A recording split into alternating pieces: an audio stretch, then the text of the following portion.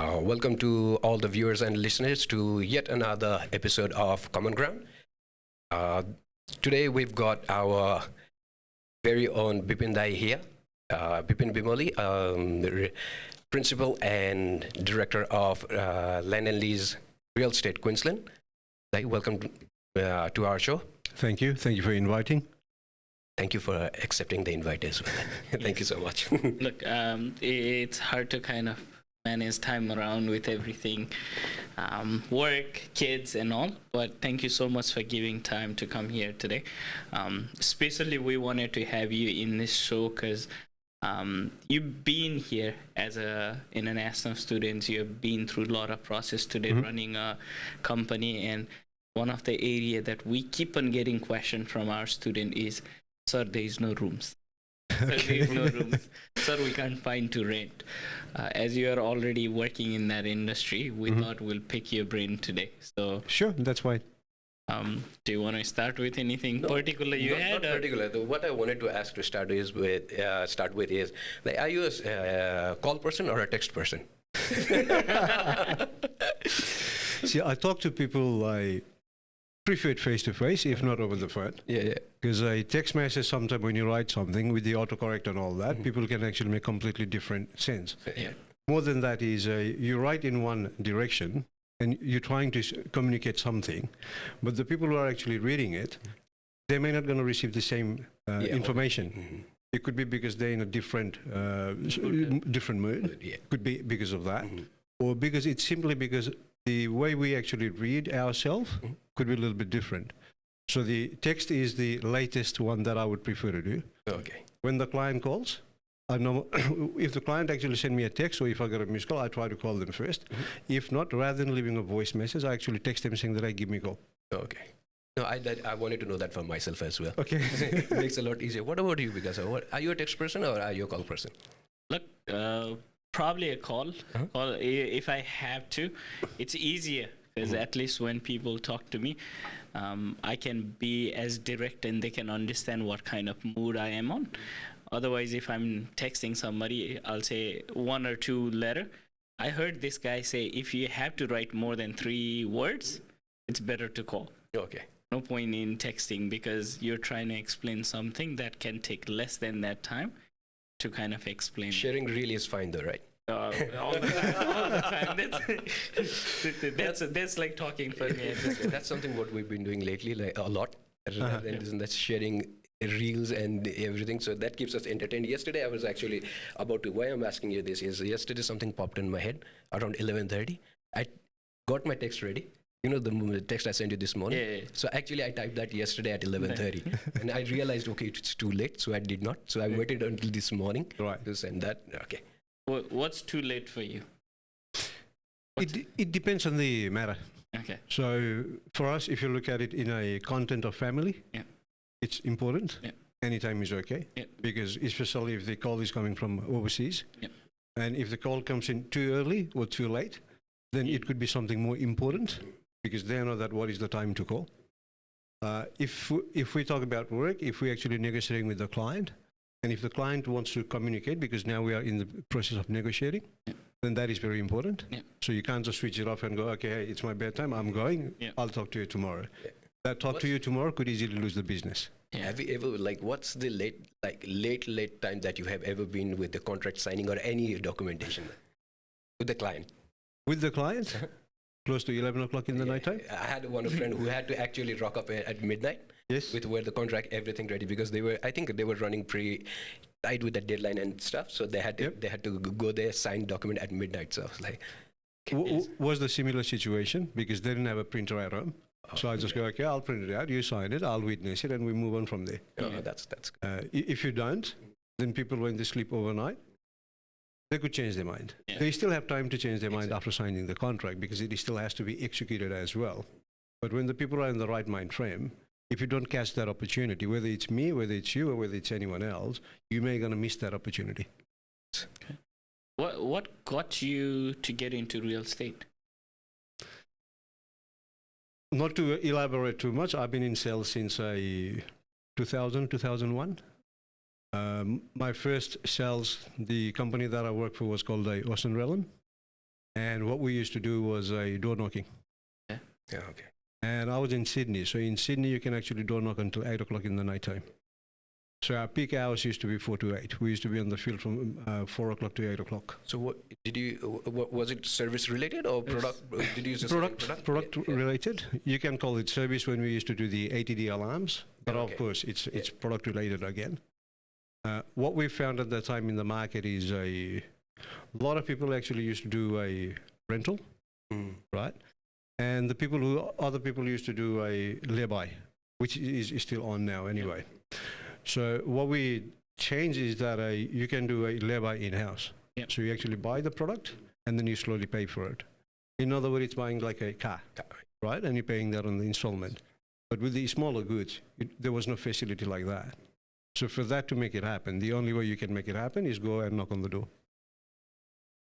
And that leads to the other. So in 2005, I moved to Queensland. Okay. Right. I came to Australia in 1995. I lived there for 10 years in Sydney and moved in 2005 and operated the same business. Then after that, all these financial things changed. So it was hard for people to get a small loan sort of for finance, mainly because they are low socioeconomic people who cannot afford to get the finance.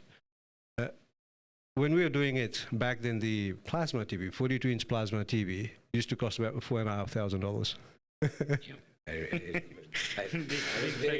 My first 42-inch plasma, but we didn't pay as much. But I was so happy when we got that first time because playing PlayStation on that one, because the first one I had was here in Sydney was pretty, the thing with the hump at the back. When we changed it, the monitor was literally this slim, and it's so good. But when you think about it now, everything's changed. So can I ask you one question? Before you go to that, because you asked me about the real estates, right? So after that, I actually went to and we stopped that business. So I was tossing between real estate and cars, right? Because I want to be in sales.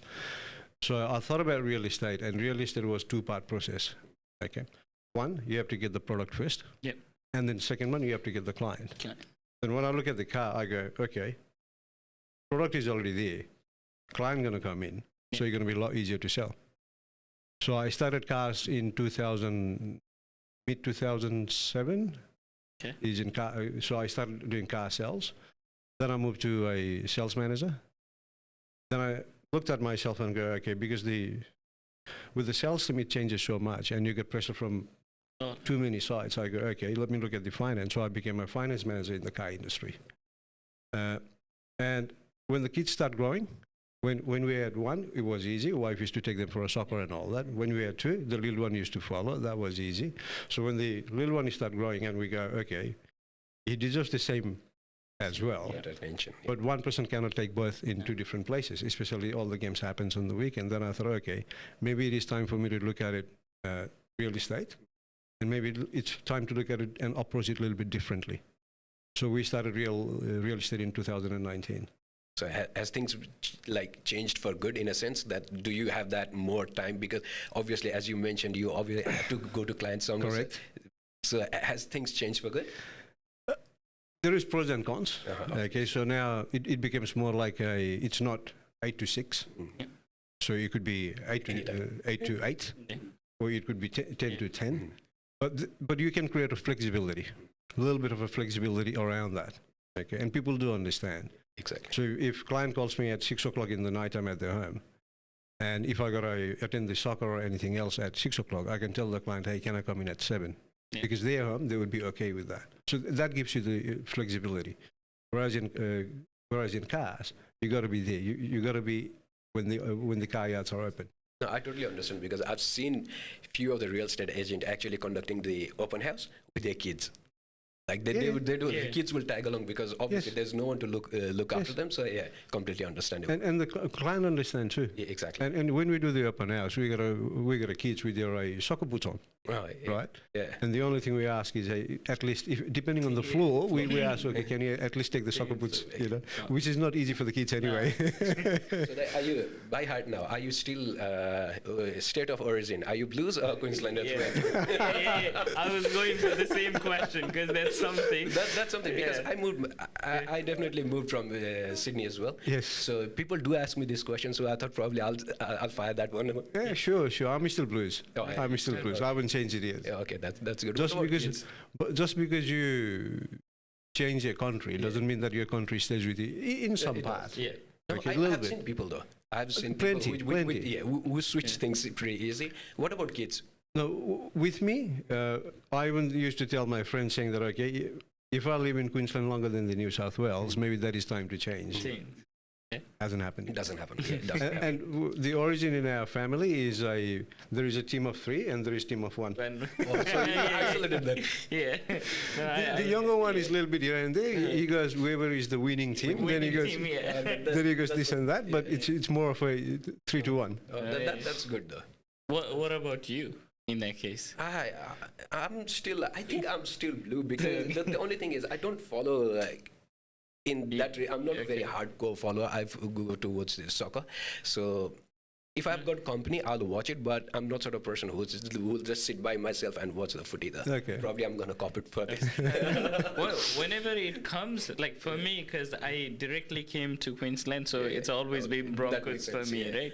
So for me, it's not been. I still see on the side, still is Blues, but in the house, everybody is Bronco because everybody is. I mean, like Queensland Browns, right? So Now, I had a very hard time because when I started, I used to work in Rockdale, so Illawarra's Central Dragons. Dragons. So people used to come when there was a game and they used to talk about it as if I knew. So I just had to tag along with whatever they said. I had to repeat along with them just to pretend that I'm with you. So yeah, that was fun. Santos is another hardcore one for Easter of Origin. Yeah. So last year on the final, we were actually overseas. Oh, right. And we could not live stream anything in New Caledonia because they're all blocked, Yeah. right? So we actually ended up someone in Sydney, one of our IT guy, to run his laptop and do the screen share. They should have just asked for a VPN. no, that's because every single time when we're watching, he gets so deep into it that he's the one screaming that that's everybody me. is worried. That's me watching soccer, So, football. Okay. Football for us because even my dad tells me, like, if you're watching like that, like, please be mindful of your blood pressure. Yeah. don't overcook yourself. That's what he normally tells. Yeah. No, yeah, I went to a footy game this week, last week, Yeah. and the small niece, she was wearing Cowboys, but she was cheering whenever Broncos scored. So for her, I think she would go either way, but the other niece is very much Cowboys fan, right? So, but it was just funny because with people moving, sometimes things change. Yes. Hey, can I ask you one question? This is something that we've heard a lot ask, and this probably would be a very good question for our first home buyers. Yes. So, whenever they're trying to make a decision of getting into the property market, what is the better option for that? Is there anything from your perspectives, like a new build home or an existing house? Okay. There is a pros and cons. Okay, and everyone is individual, and everyone's circumstances are different. So you got to look at your own circumstances. For example, if you buy existing property, you can buy it, you can move in after the settlement. The settlement can be, from the contract signing from 30 days to 60 days, depending on what the conditions are. So you move in. That's beauty because you don't have to wait for anything. So you're actually getting into a home sooner. The negative about existing home is, yes, you do the building and pest, and again, it depends how old is the property as well, right? You can't modify it. You can modify a little bit, but it'll be very, very costly to do a lot of renovations. Right? You actually living in someone's already dream home. Yep. So when we moved into one of our property, because we didn't like the electric cooktop, the first thing we did was a gas cooktop. The issue was there was no gas line in that property. So it was very, very good, costly exercise for us, right? If you're going to live in there for a short term, what I tell them is, okay, if you're going to build in the future, if you're going to live in there for a short term, don't spend money on the property, enjoy it, because you're going to have another one anyway. Right? So what we tell them is, if you are doing a buy to invest, or live in to invest. Yeah. For the investors, again, You're not living in it. You really don't care about what the house layout and all that is. But what you got to look at is how old is the property, because then there is a tax depreciation, all that sort of a thing, right? Yeah, older the property is, you can depreciate less, and exactly the vice versa with the new homes. With the investors, they're going to think, oh, I'm going to have to pay the land, interest for such a long time. But again, you can claim all that back in tax anyway, because that's your investment, right? You can do the depreciation for from the day one. And any investors, they're going to end up selling the property in the future. Yeah. So when you doing the investment house and land package, don't do the base home. Okay, base home will be very cheap, yeah, in the same place, same location. But then when you try to sell the property, you're going to get what you paid for.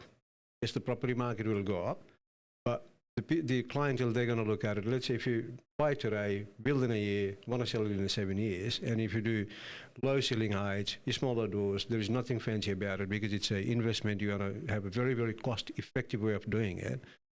So when you sell it in 7 to 8 years' time, every year the property gets a little bit higher and higher, right? So if you look at it now, most of the property, beside the investment ones, if you look at ceiling heights, they become 25, 50. That's a minimum is what people look at. If you look at the front door, it's more of a 1200. Yeah. But whereas in the investment, you're looking at 800 doors, going for 40 ceiling heights. And when you try to sell that, you're going to be the same because you're going to get less clients. Very interesting. Not an interest, as well as getting an offer would be less client offering that offer. So you'll save at the beginning, but you'll lose at the end. But if you want to make the most of it, then you don't have to go over the budget because it's an investment, but there are basic things that you need to look at where you're actually going to get more money out of it. That's probably because obviously you explained in such a way that for a first home buyers, it can be so much overwhelming and daunting at the same time. Yes. Because there's so much of information. Even we've been through that phase as well, because you start at one point and by the time there is plenty of information and you're already like, okay, what all do I need to look at? So yeah, and we've been asked that questions a lot. That's why I thought probably I'll just... And sometimes it gets information overload as well. Yeah.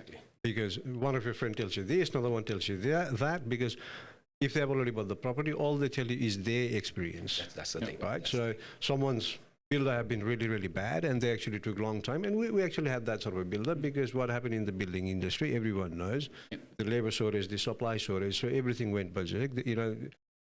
Even the big ones and even the small ones, the building industry collapsed. Like, some of them gone into liquidation. Yeah. Touch wood, we haven't been into that situation yet with any of our clients. We can only see what they show us with the builders, right? Has that impacted a lot in terms of inquiry that you get from your clients today? Yes and no. But when the people if they're looking to build, they ask, okay, can you actually give us any security in that? Okay. We actually give them what we know, but we can't give you a security of someone else. No. That's very, very hard thing for us to do. Security in the sense they're asking some sort of a warranty, like, okay, this is... if they go bust, then what happens? Yes. Okay. So, obviously there is a QBCC and all that, but the main thing is that it takes a lot longer. And depending on what you have paid for the builder already is the other thing. So if you have overpaid them for the work that's not been completed, it's not covered by the QBCC. Okay. So that's one thing you need to be careful with the builders as well.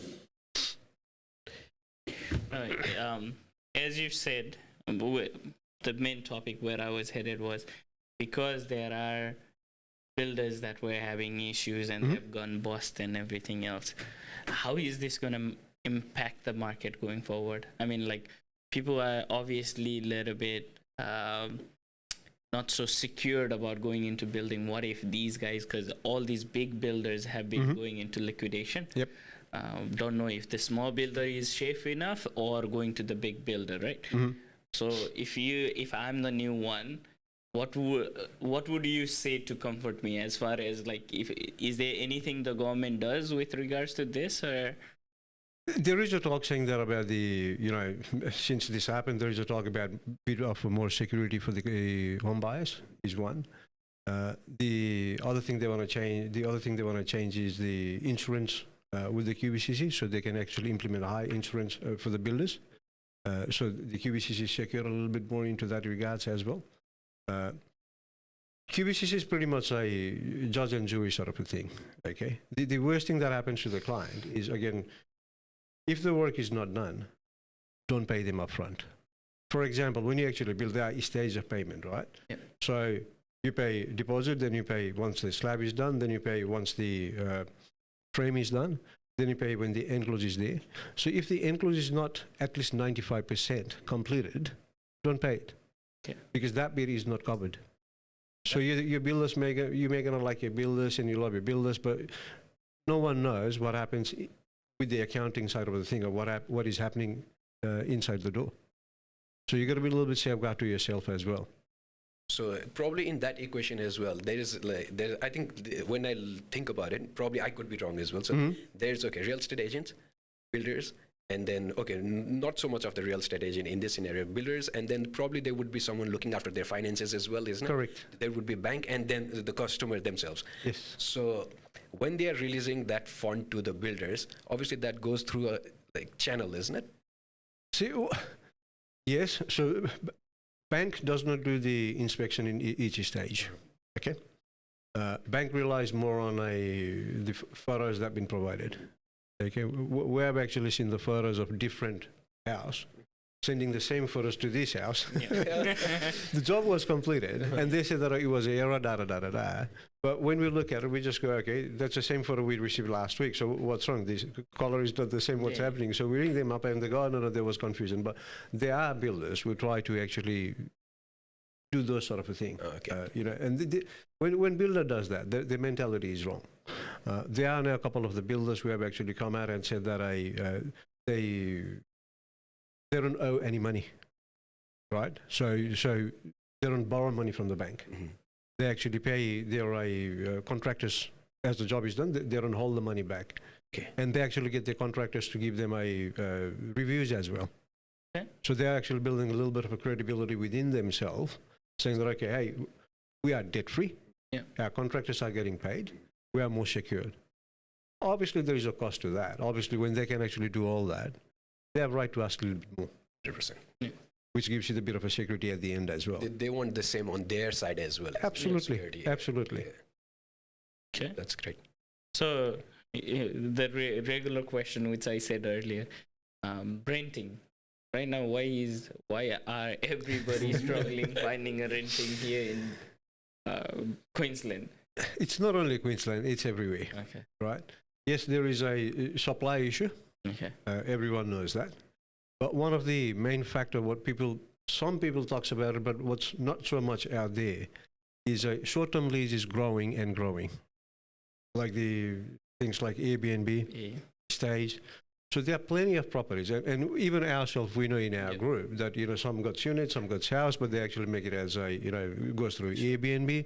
So a lot of the properties are locked at that way. Okay. And that actually creates for long-term rentals. That actually creates a very, very hard.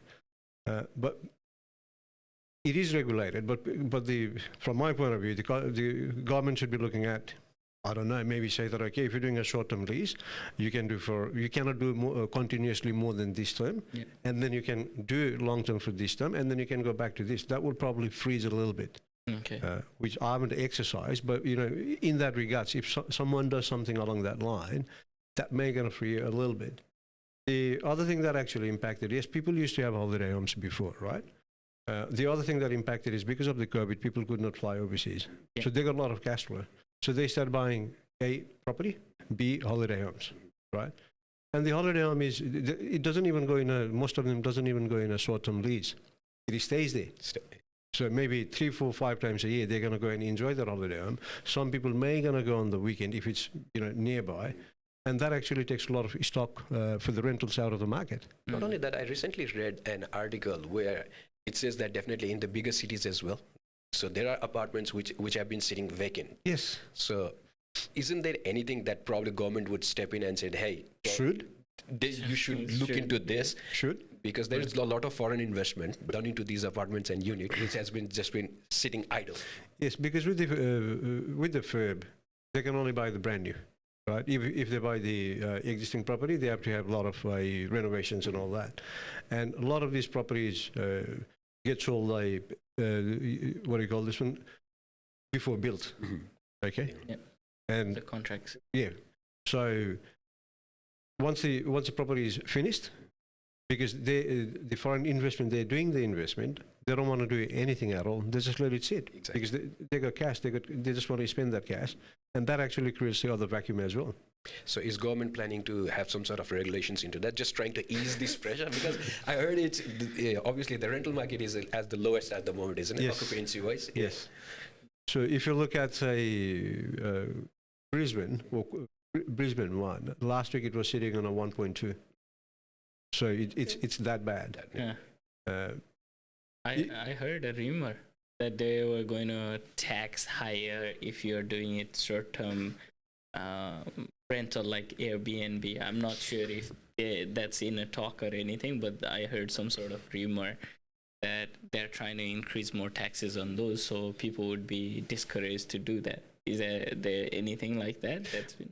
These things comes in the news. Someone actually raises it, like, in the REAs or the other boards or the rental boards and all that. People talk about it. The journalism talks a little bit more than what the people actually talks about it. And after that, it disappears. It gets quiet, and then it gets lifted again. But then again, there's another flip side to it as well, isn't it? Because if I'm the owner, Yeah, if I've got a property and the short-term, rental is making me more money, obviously. Yeah. And there is demand for it as well. So Absolutely. there's a demand. Like we mentioned, people haven't been traveling a lot outside. So if they are making good money out of it. Why not? Yeah. At the end of the day, I think if you're investing, you always want the most return. That's right? what. Yeah. Absolutely. So, I mean, there's no way to pressurize somebody on whether you should be renting long term instead of short term either. So, with that regards, is there government? One thing I've seen is there's always shortage of the lands that's available. Yes. The registration. Why does government hold so much tight on releasing this land when they see all this? Okay. If you look at it before COVID and the after COVID, Yeah. okay. Before COVID, there were plenty of lands available, registered lands. Right, the developer used to come to us, a lot of the developers, they used to negotiate with the clients. They used to actually pay us commissions selling their land. And some actually paid us up to 2.5% as well, just to sell the land, right? Now, when government actually did the grant during the COVID, right, 25,000 and then 15,000 grand, Yeah. to give you an example, in Springfield Lake, before the grant was there were 96 slots.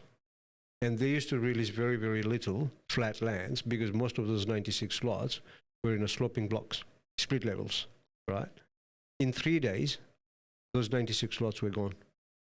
So a lot of them were taken by builders. Okay. Because now they can actually make a package, they can sell it, and they know that client going to come. And a lot of people actually jump in the bandwagon, fear of missing out. Yeah. So even the developers were not ready for that. Otherwise, they would have gone to the second stage of developing, another stage and all that. So it just disappeared, and developers didn't even have anything to sell, any registered land to sell. Yeah. Because yes, they got the plan, Yeah. but they have to do the earthwork to start with. Earthwork need to be done. So even the road is not gone there yet. And because of that, it actually created such a big scarcity in the land, and it is coming back, slowly, but it is still out there. Like even if you buy the land now, if you talk about I mentioned Springfield Lakes before, if you talk about it now, they selling the land, which is going to be registered in probably around this time next year. They're selling those lands. So there is nothing, even if you want to build something, there's nothing available at the moment. Registered Land. Yes. Okay, yeah. That is what the situation So is. does that inflate the value of land over there? Absolutely. Yeah. It did. And that's where everything went up. So when you don't, it's what's available in the market, right? Yeah, So it's demand. supply and demand. So if there is no supply and the demand is high, obviously you're going to ask for more. In certain stage, in certain places, the developer want to increase the value of the land again, and the builder went in there, and builder actually said, "But if you put the value of the land, we won't be able to build because the building cost has gone so significantly up. The client won't be actually buying your land. You need to look at not yourself. You need to look at whether you would be able to sell that land or not." Then they actually stop increasing the value of the land. Some places they actually start giving out the bonus. Yeah, there is a monthly bonus which they go, I'm not going to name the estate, but there is a monthly bonus where they go 10,000, and there is another one, 15,000. So what's the bonus for that? Sorry, To try to sell the land.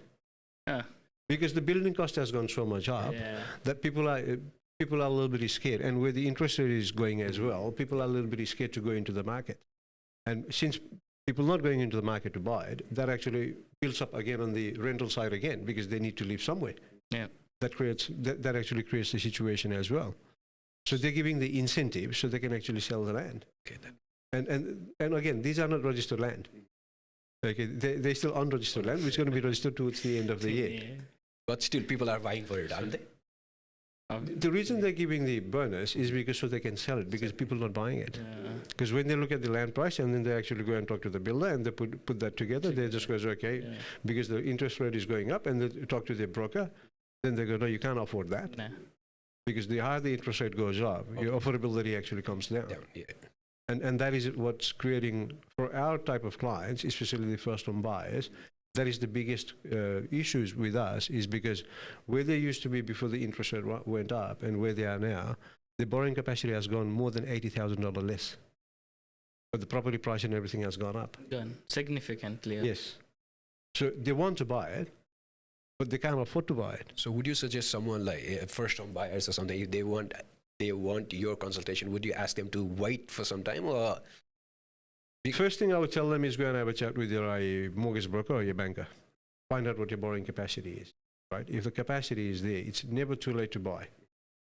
But the main thing is whether you can afford or not. That's what I hear. Like, I not only here, I see it every day. In and around, they say that the right time to buy a property is now.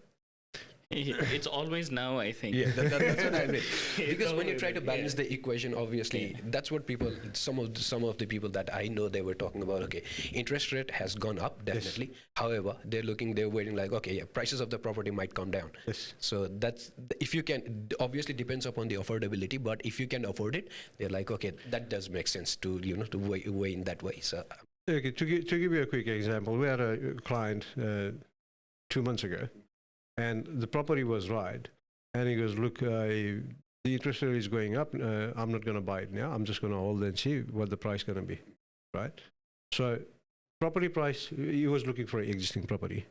Now, when you look at the property price, the way it works is, and a lot of people actually looks at the news and they go, okay, the property price of this city has gone down by, 2.5% or 3% and all that. But where they do the data is from the high-end property to low-end property, right? So if you got a $30 million worth of property and if you want to sell it now, you may going to lose a $5 million. Okay? But if you got a 600,000 property and if you have to sell it, you may going to lose a 5,000 or 10,000. You're not going to lose 100,000. So the people who are looking to buy property up to $1 million to $1.5 million, or more to say less than $1 million, don't think that it's going to come down by $20,000, $30,000, $40,000. It's never going to happen. That's probably what media does. Isn't it? Media actually says is that property price is going down by this percent. Exactly. Right?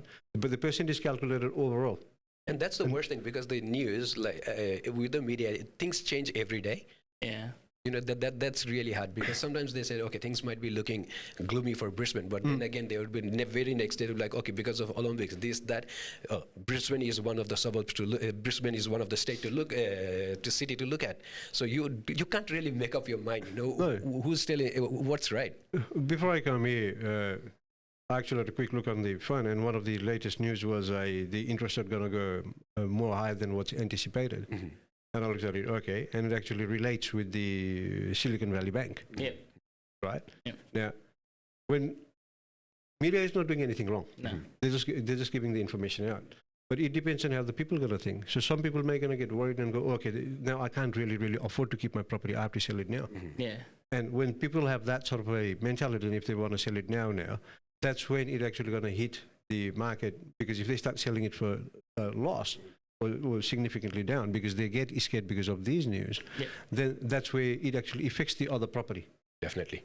Right? And and even for us, what we look at is the last 2 to 3 month data, saying that, okay, what is the price of that suburb or around that place? You can't compare that with last year this time where the property is in the peak. Actually, one of my friends faced the same issue. because he had a unit, and the other guy next in it very same layout building, he was on the top, and the other guy was at the bottom.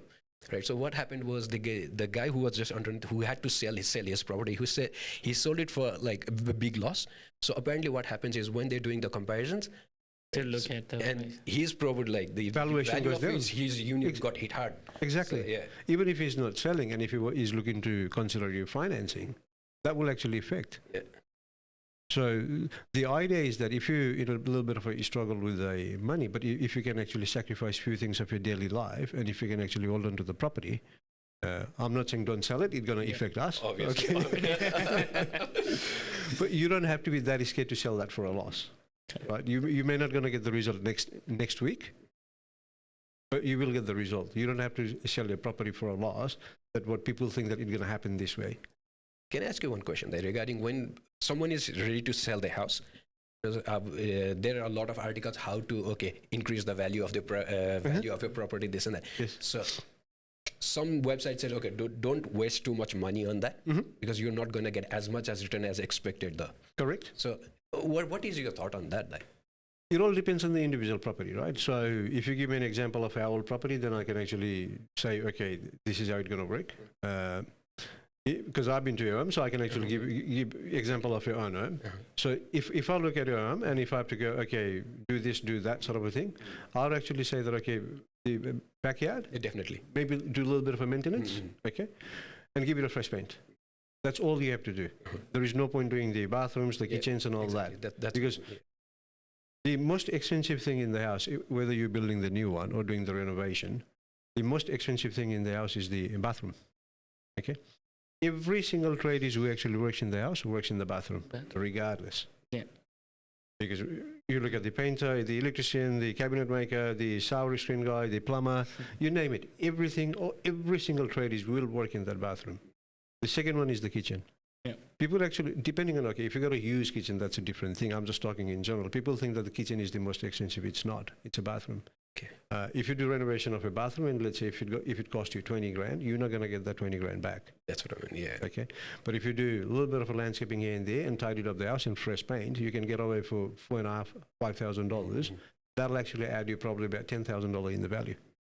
So it's more towards the cosmetics. Yes, Yeah. And it depends. We actually got a property in Brackenridge, and they have done since they bought it, they have done a lot of renos. So it was a brick property. They have actually done the render. They have actually done all the downlights, all that. But when people actually walk through the property, it's a nice property, swimming pool and all that. As they go through the bathroom, there is the curtain bathroom. Yeah. Turns everyone off. Oh, okay. So if I were them, Yeah. right, while I was doing the reno, or before I actually put the property in the market, I would do just the glass screen, nothing else. Yeah. Just a very easy one, cheap one, glass screen.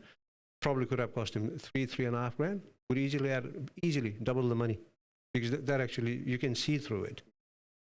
That's probably the difference between buyer and seller, isn't it? You've been in the industry, so you have that eyes to catch what's Yes. good and not. But I Just think for even a us small- walking through, right? Small mark on the wall, it might seem, for a buyer, it might seem like a very big mark. As for a seller, it might seem like that's just a small mark. Tiny because mark. Probably that's the difference.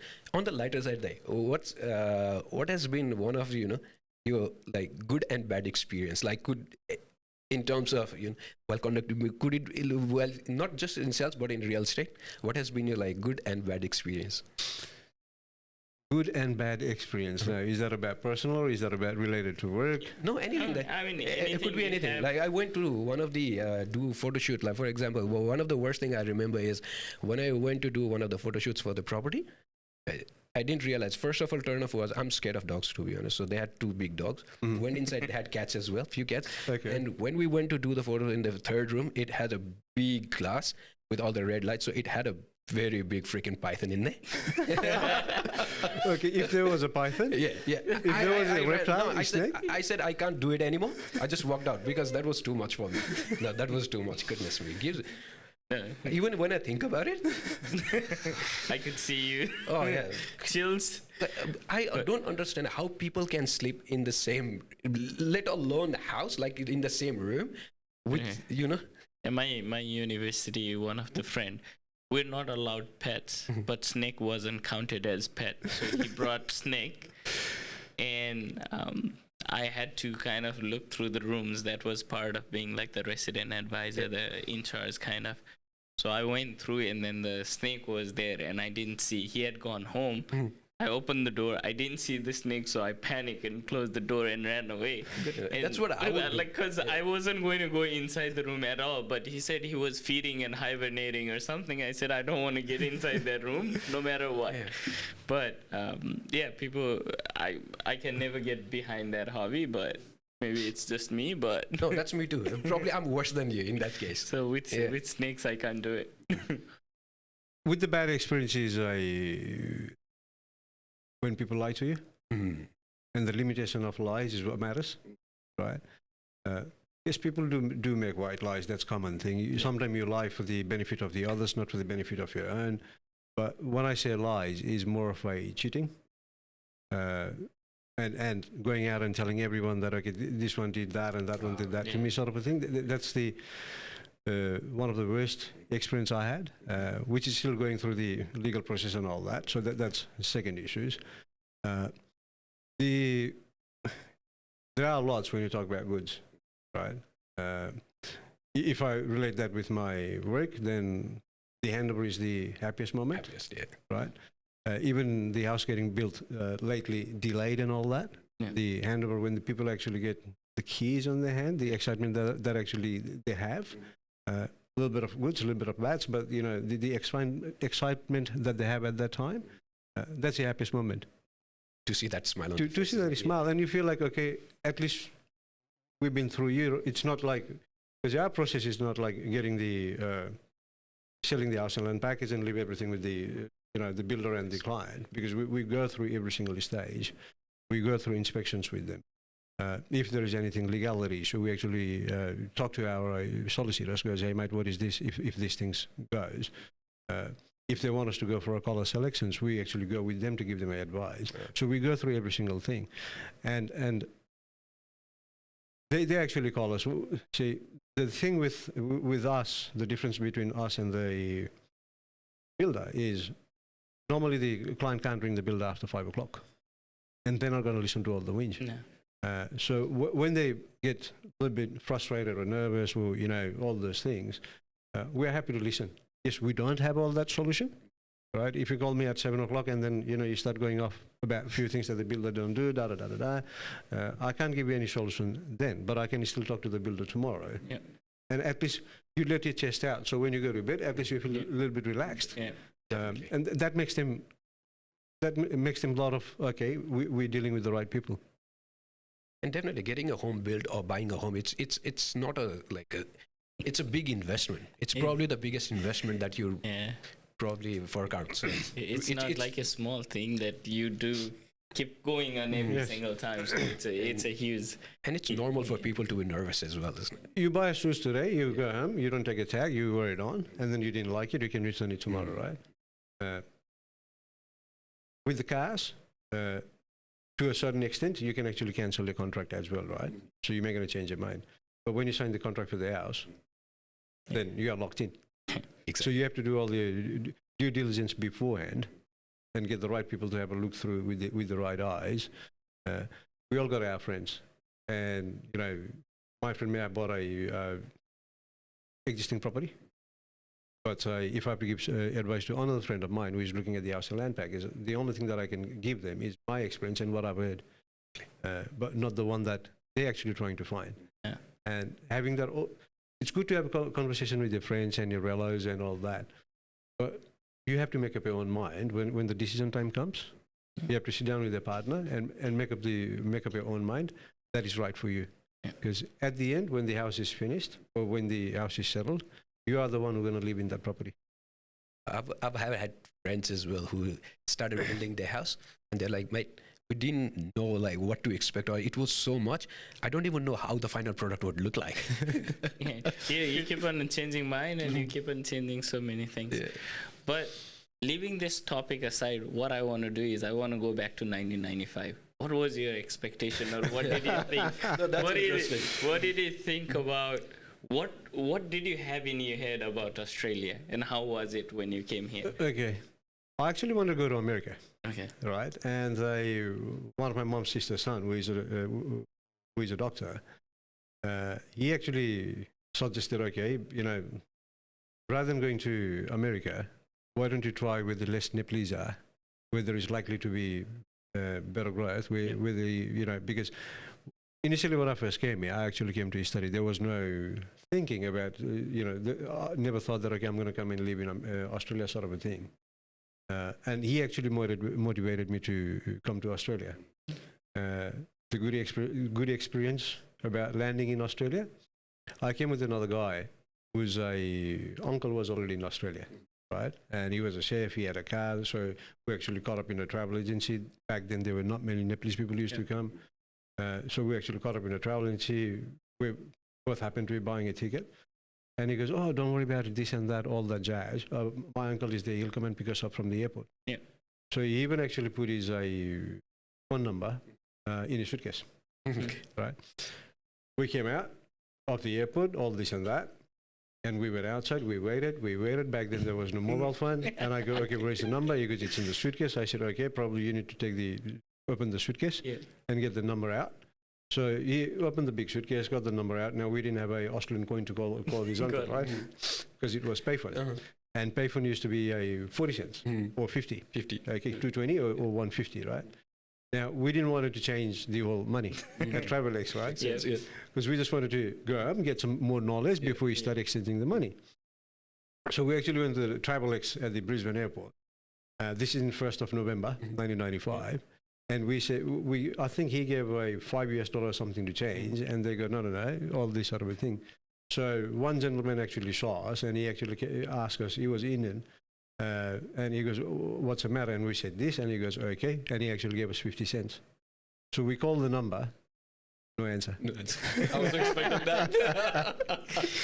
Now, we just got, while it's ringing, and I asked him saying that, okay, we put the money in, it's ringing. What about if it doesn't answer? Are we going to lose that 50 cents? Did it jinx it? Anyway, we got the 50 cents back. We went outside, and in November back then, it was really cold wind, right?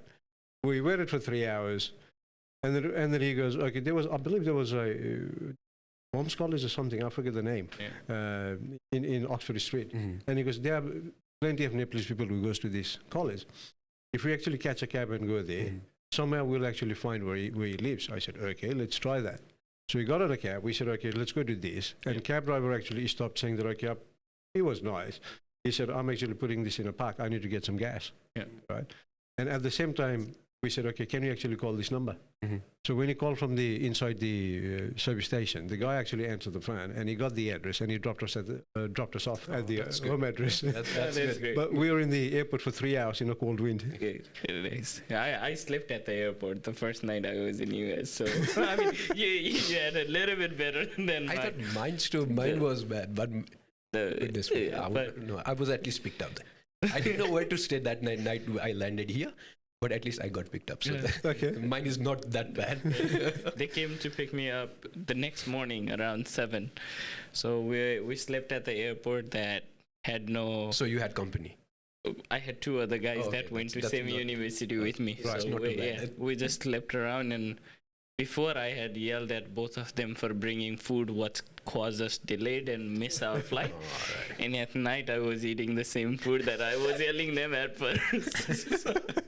So it was one of the good events, but definitely learned. This time when I went to US, I was recording video and walking around the Omaha airport where I slept. I found 2 of those benches. They are still there where I slept. Nostalgia. But it was just fun going through there. I'm like, okay, this reminds me exactly that first day when I walked in there.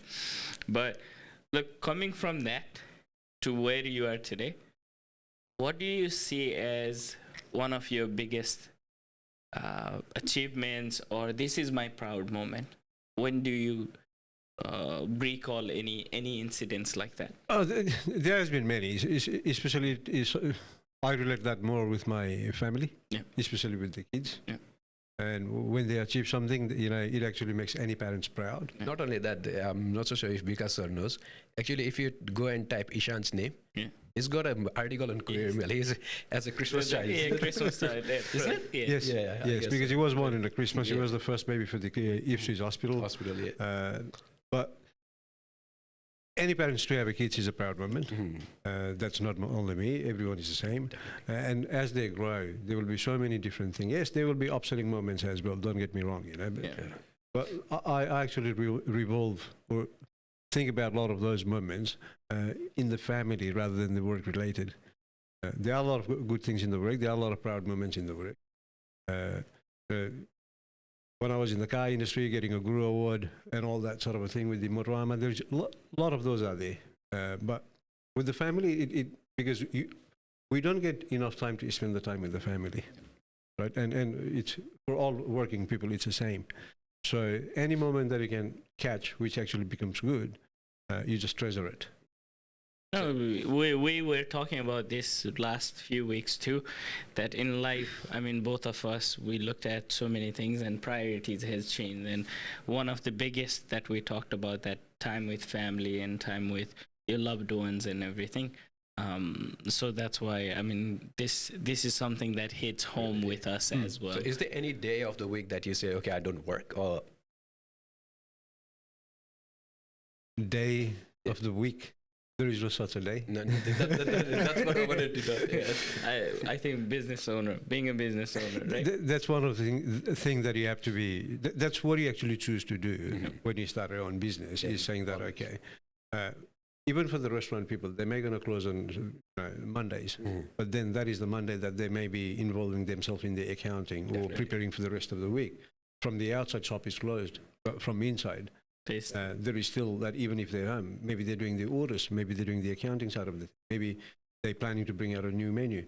There's a lot involved. So there is really no, like these days, even yourself, right? When we go on holiday, we don't call it a holiday, we call it a working holiday, right? Because all the time, and the gadgets with this mobile phone and all that, yes, there is a lot of good things about them, but sometimes they become annoying because you just get into the habit, you just quickly check your email.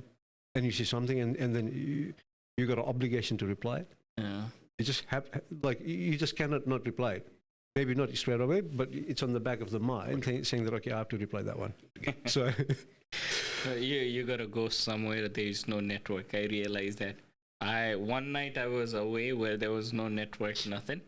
I got the report that week. I used 17 hours less because that 1.5 day. I wasn't holding my phone. Literally, I wasn't going every 5 minutes and answering something. And I realized that was a perfect detox because I couldn't do anything in that phone.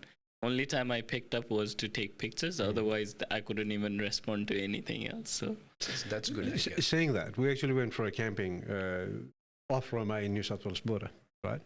And where the campsite is, there is no reception. The only reception is when you come close to the office. And the office is about a half an hour walk, right? So it was me, Santos, Rupesh, Badri, PJ. So it was good during all the daytime, but the first thing we did in the morning is have a coffee and then we go, okay, let's go for a walk. And the walk is up to the office. Probably that's what I was about to ask. So everyone's phone probably would have started going ping, ping, ping with notification, isn't it? As soon as you reach office. Yeah. So, okay, let's go up to the office. So, we used to go up to the office, and it's good because we only stay there for half an hour and we only select what's important that need to be answered because that actually gives you a lot of, as you said, detox, and it frees yourself, without, besides taking the photos, you're not on the phone. Yeah. Other time when you go camping, you kind of start uploading your profile, you kind of start sharing what's happening. Half the time you're there. There are so many good things about them, but sometimes, detoxing, it matters. I've seen that with it really amazes me. Like I can see two people in a restaurant, in a table. Both of them are busy on their phone. Yes. I just look at them and it just surprises me because I'm not that kind of person.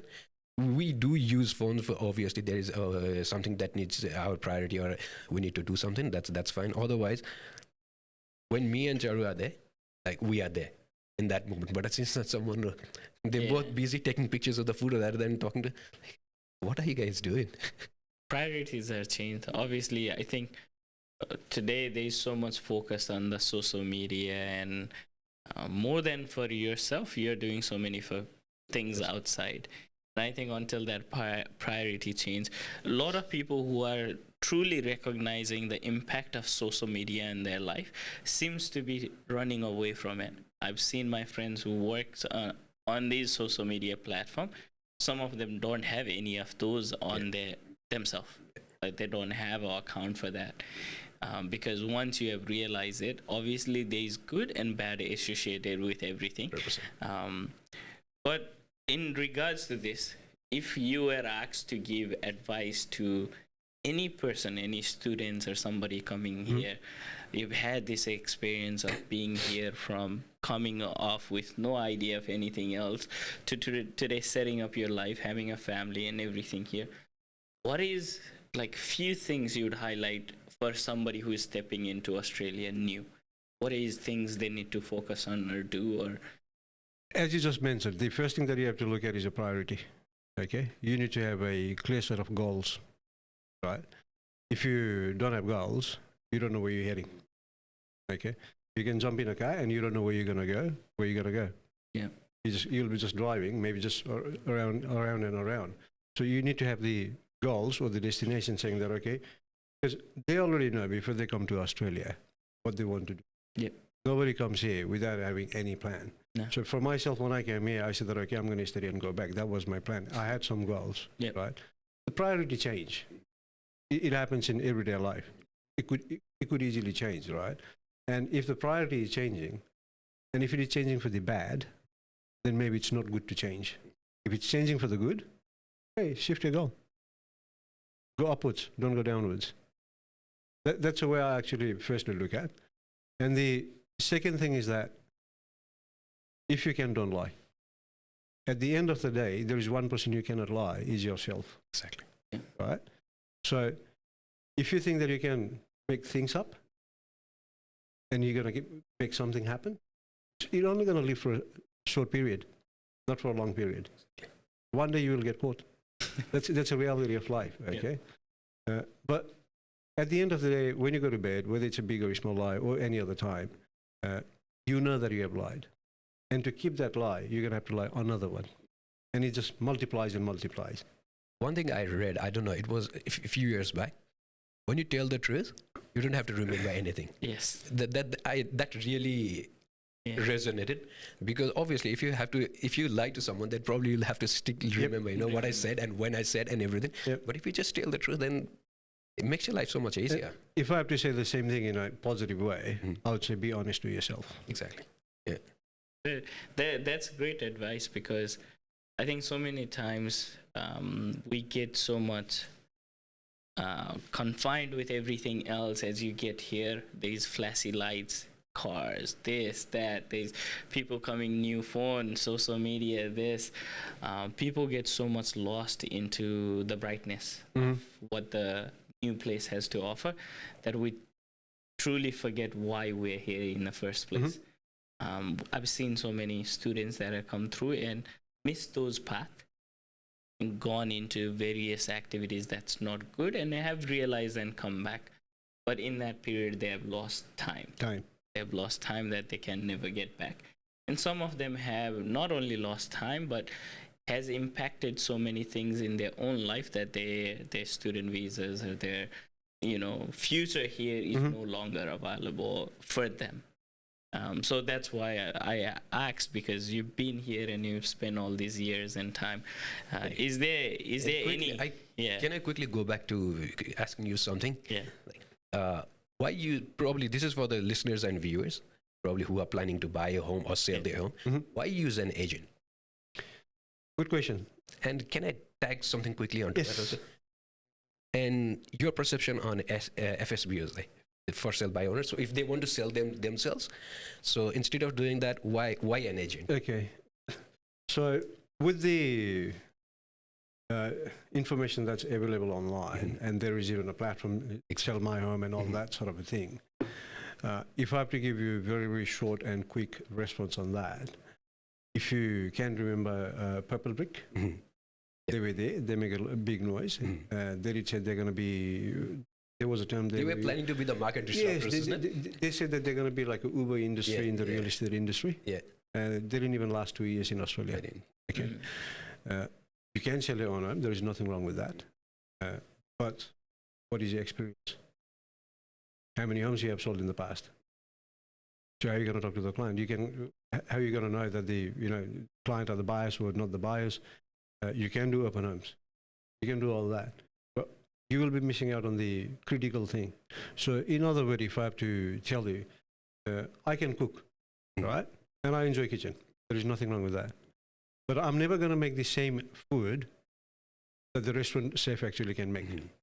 I can make similar. It may going to taste similar because I'm going to miss so many ingredients in it. I'm going to miss a lot of them. I'm not going to do it from the scratch. Or if I go to Coles or the Woolworth and buy, this mixed sauce, never going to be the same, right? The other thing is that agent is pretty much your guide. Whether you're buying or selling, they actually guide you through. It's not only about selling. Even if you look at it in the market, you even got a buyer's agent. People do use buyer's agent because A, you don't have time. B, you're not going to invest that much time looking for the property for your investment. So they are the one who are actually going to look for you. They are the one who are going to go for the open house. They are the one who are actually going to prepare the report. They are the one who are going to do the compare for you, and they're going to give you the right advice because you pay them for it. When you're selling, it's the same thing, right? A lot of the time, people, what they think is that, I'm going to have to pay X amount of commission to you. That's the primary. I was going back to Okay. But what you don't realize is that as a good selling agent, they will actually try to make that money for you in the selling price. Right. So if you're selling the same property as an argument, like let's talk about today's day, you think that your property with 700,000 market sort of a thing. If your agent can sell that property for you for 720, you're not losing money. You're actually making money. And you're actually taking all that pressure away from you. You don't have to deal with everyone, right? All the buyers, whoever comes in, you don't have to do any of that. But you're going to look at it in a way, okay, I have to pay them. I've agreed to pay this sort of a commission. But how are you going to make that? How are they going to make me that commission? That's what you're going to look at. So, in a sense, will not that be okay? Sellers may have a bit of an unrealistic expectation, just trying to cover up that cost for the. Okay, now whether it's you, me, because if we're selling it, we want that money. Oh, 100%. Okay, 100%. No doubt on that. Every single penny. If we're buying it, we want to pay that money for the same property. So it's always that. So our job is to educate both buyers and the sellers, try to find what the right market is, okay, and give them the information based on that. So how accurate are these prices, the tentative prices that the websites like realestate.com and Domain, they give you sort of an idea bracket. Sometimes the bracket is too broad, like it might say 400 to 550. Like obviously, that is a very big margin right there. So it could be somewhere in between. So how much can you trust this website? They are only a guide. They don't say, okay, you can sell a property for this much or you can sell a property for that much. It's just a guide to say, okay, they even give you low, medium, or the high sort of information, right? So at one time, the house and land package that we are selling, we had to fight with the valuer on every single one of them. When the property price went rocket up, when there was labor shortage, supply shortage, and everything went up, to sell that package, because they were comparing the package 2 years back, right? Because there was nothing to show in a 6 month. So they're comparing with that. And even the house price, they were coming like $30,000 shortfall. And we had to fight with each and every one of them. So we had to go back to the builder saying that, hey, we both know. Now I need to look at a couple of the contract that you have signed in that price range. Okay. With the land people, we used to go back and go, mate, what are the latest settlement that you have done? We need to look at that because this is what's happening in the market, because they will help you because they want to sell it. Yes. Right? But you have to do it in a right way to go back and go, okay, can you do the revaluation now? Because they need evidence. You can come up with that. You don't make it up, it's there. But you have to have that idea to say, okay, how to make it happen. So when you ask me about the price, they are guide. you need to do the market research in terms of that when we do the open house. Some of the properties, if we haven't done much in that area, we don't even put the price up. Why I asked that question is I had a friend who was very ecstatic about because he saw the range on one of these websites and he's like, oh my, it's been a year since I bought the house and the price of the property has just shot up. I'm like, I don't know, so but you be happy about it. Sometimes it shows the median from your suburb and stuff. So I've seen so many times I look at this house in somewhere in Hendra or Ascot and you don't see the price range is so low because some of the house obviously I know this house worth way more than the range it's showing. So I don't think it's all of those. I think like what Bipin said, at the end it comes to the buyer and seller, where you want to be. But as we're coming towards the end of the show, one more thing to add is we have Olympic coming. How is this going to change the market? How are people going to think whether this is going to be raising the price of the property? So is it something positive outlook towards that? Or so many times what we hear is after Olympics and things are done, the city becomes dead city. Okay. Like things go out and stuff. So how do we look at that? Okay, now where the growth going to happen is when there is an infrastructure and the population growth. Okay, the housing market grows. There is no question about that. Because of the Olympic, there are going to be a lot of infrastructure happening. Okay, it's not only about the stadium, the roads, the traffic system and all that. It's going to happen. A lot of people from the interstate have been buying and already start thinking about the Olympic for the investment as well. Okay, that actually going to help. Yes, when you say about once the Olympic is finished, it's going to become a ghost city. I didn't see that when that happened in Sydney in 2000. So if you actually go back to where the Homebush Stadium was and how vacant it was back then, if you go have a look, everything is a high-rise building. We used to live at Lidcombe, right? And the Homebush Stadium from where we are was a 1.5 kilometre walk. We used to go for a walk. We used to go for a jog, right? We used to go around, make a circle. This is after the Olympic is finished. Nice parks and all that. People used to come for a recreation and everything like that. And people go, oh, look at all these things now, because all these buildings that they built for athletics and all that across the thing, they're all vacant. But how long? So the main thing is that because once there is a population growth, nothing going to be vacant. We're still going to be in a stage after that time, after some time, we're still going to be in the stage where we are now. We may going to be in that stage where you're still not going to get the rental. So there is all positive about it. I don't see any negative about Olympic, whether this is going to happen or not. We all know property price going to go up. That's a reality. In Melbourne and Sydney, the city unit price has skyrocketed for a long time. And we haven't seen that in Brisbane for a long time. And Brisbane is actually due for it. So probably before the Olympic, it may going to see that significant growth. If you want to invest and if you're not, maybe not the wrong thing to do. Buy a unit. We don't sell them, but still. Just invest. Got to look at it. Before we wrap up the show, this is our tagline for our show is ordinary people with extraordinary stories. Okay, what is something that you would be very happy to share about something related to you personally? Again, in what regards? Family or anything? Or anything your story in your life. Your story. Could be new to all of us. Yeah. Your story, something that could be anything. See, there has been a good times and bad times, right?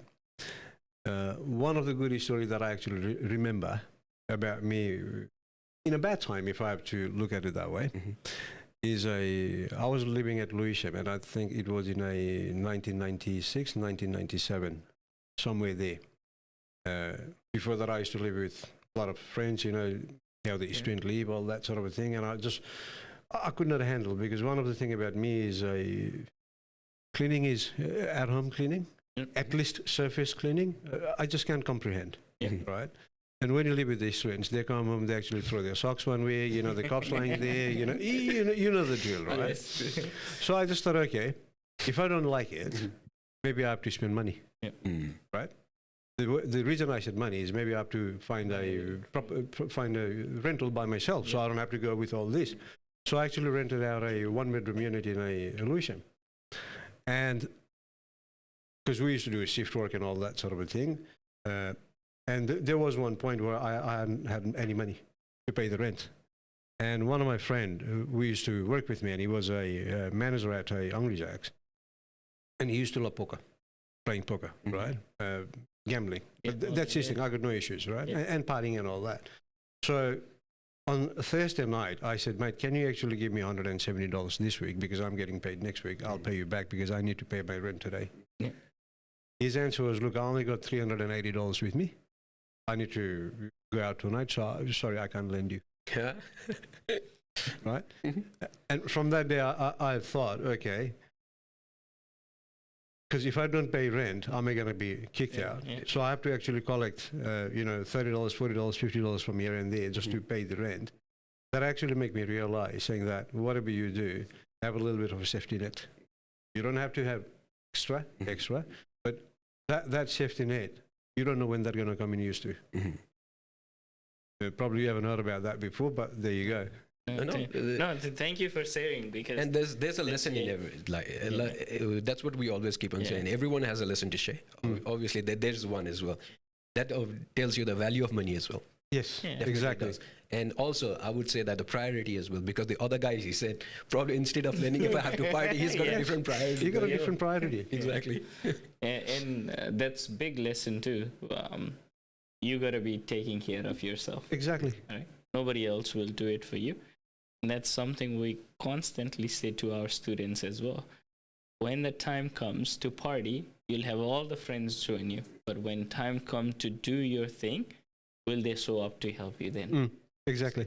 So, but look, thank you so much for coming and sharing all the knowledge and information. It's always good to kind of get somebody who is gone through that process and being where you are in life. And if we get more questions, obviously we might call you back again. So to definitely, answer more. definitely there will be another episode. Like few episodes with you. No, that's okay. But it's good. It's good that what you guys have started. And the most important thing about starting something is how long you're going to last, or to keep it happening, right? Things like that to say within our community, or if it goes beyond our community, even better. Because in any community, there are a lot of people who actually got a lot of good experience, a lot of bad experience, and sharing that, some may can relate with them. Some may want to seek helping hand, saying that, I'm in this sort of situation, what did you do? That may going to help them something in their life. It could change someone, not only thinking, it could change someone's future, if you look at it in a very positive way, if they actually reach out to you guys and go, hey, I'm in this sort of situation. Is there anything that, not asking for money or things like that, is there anything that you can actually give me as an advice, how to come out of this or how to make it better? That's the overall intention as of the Common Ground podcast as well. We're planning to have all these people with all knowledge and expertise from the different walks of life, so that probably something in a positive, we can impact in a positive way to help. Sure. Thank you so much for today. No, thank you for asking. My pleasure. Thank you so much. We look forward to having you back here next week again. We'll have different personality here to talk, and we'll ask a few more crazy questions and try to have some fun as well. Thank you so much for listening. See you here next week.